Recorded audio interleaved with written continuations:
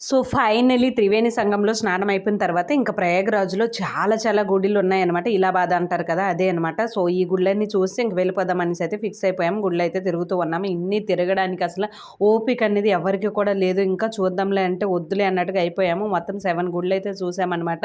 అన్నిటికంటే ఈ గుడైతే నాకు చాలా బాగా నచ్చింది. రాముడి గుడి చాలా పెద్దది కూడా. అందుకే అంటారు ఇది ఒక మంచి పుణ్యక్షేత్రం అనేసి. చాలా చాలా బావుంటదనమాట. సో, ఇక్కడ ఇవన్నీ తిరిగిన తర్వాత ఇంకా అందరము ఫోటోలు ఇవి అవి దిగి నైట్ 11:00 అయితే ట్రైన్ ఉందనమాట. సో, రైల్వే స్టేషన్‌కి అయితే వెళ్ళిపోవాలి. ఇంకా ట్రిప్ అయితే కంప్లీట్ అయిపోయినట్టని. ఇంత తక్కువ టైంలో ఇంత పెద్ద ట్రిప్ అనమాట. అస్సలు అనుకోలేదు. ఊహించుకోకుండా ఇదంతా జరిగింది. ఇదంతా మా హస్బెండ్ వల్లేని.